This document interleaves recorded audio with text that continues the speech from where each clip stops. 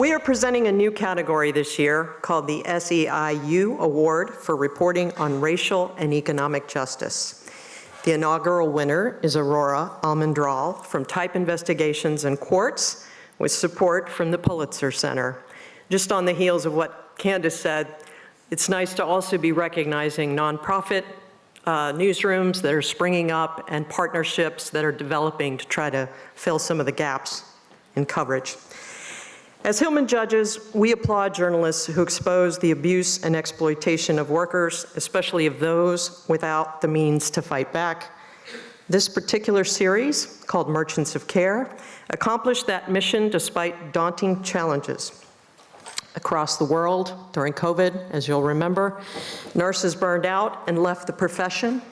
Foreigners were recruited to step in, leaving home for the promise of increased pay, better opportunities, and the chance to help during a global crisis. In some cases, as illustrated by this series, home countries were left to cope with the resulting gaps in care. The nurses themselves were thrust into situations where they didn't have the power to demand rightful pay or protections, or to force employers to make good on broken promises. Some lost their lives to the disease. Many were trapped in terrible situations.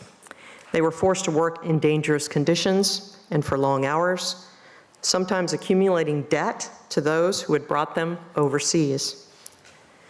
The reporting for this series spanned 5 countries and relied on building trust and overcoming barriers with those who were brave enough to tell their stories.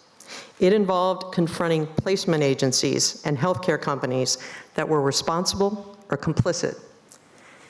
Merchants of Care drew fresh attention to the exploitation of migrant workers and empowered those nurses to fight back. One class action lawsuit was filed in my home state, Florida. I'm not proud of that, but I'm proud to present this award to Aurora Almendral.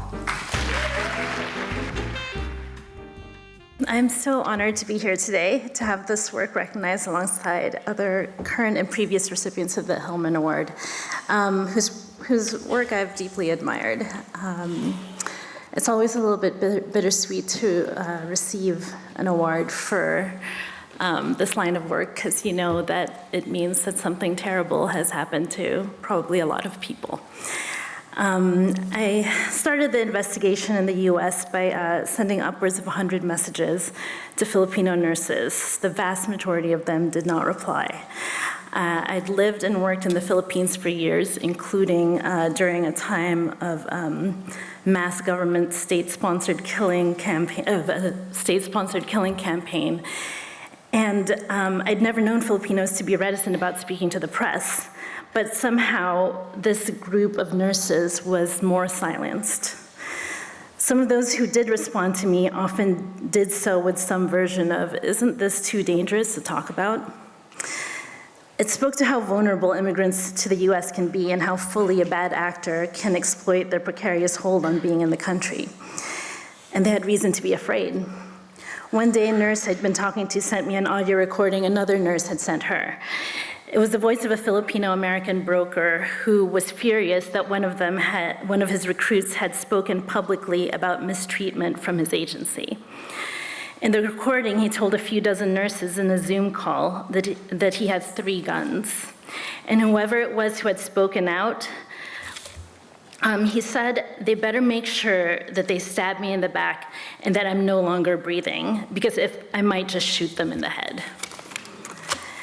Within a few days, I was on a plane to Tallahassee to meet these nurses who made that broker so angry.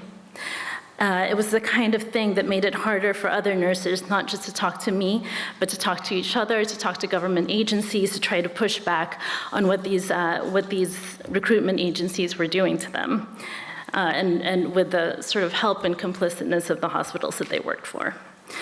It showed what it took. It showed what it took for these women to try to get the word out. They were afraid for their lives and their livelihoods. They were afraid for their families back home in the Philippines. They were afraid of these high contract breach fees that kept them in these increasingly dangerous jobs. Sometimes it was $20,000 or $30,000 to leave their jobs, and some agencies over $100,000. These are frightening levels of debt for anybody. To cope, their families enlisted Dominican nuns to pray for their safety. They got on anti-anxiety meds. And they didn't just speak to me, they filed a lawsuit against their recruitment agency and their hospital. They were up against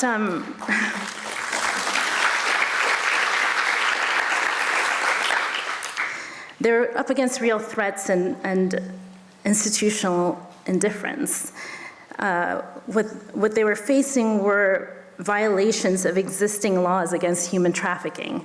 And part of what makes it run rampant is that no U.S. agency enforces it.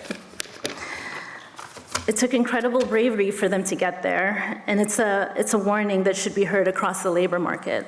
This isn't just happening to immigrant nurses. High breach fees and other financial abuse is spreading across industries and creeping into to restrict the movement of labor where non-competes used to be. I'd like to thank my editors at Quartz, Tripti Lahiri, Heather Landy, and Zach Seward for allowing me the time to pursue a series of this scale. The Pulitzer Center and Type Investigations for funding reporting in 5 different countries and 4 continents. Without their generosity, we wouldn't have been able to do justice to this very global story. And I especially want to thank my editor, Sasha Belenki at Type Investigations, who steered the project from the very, very beginning and was patient and unwavering for its every high and low. So thank you so much.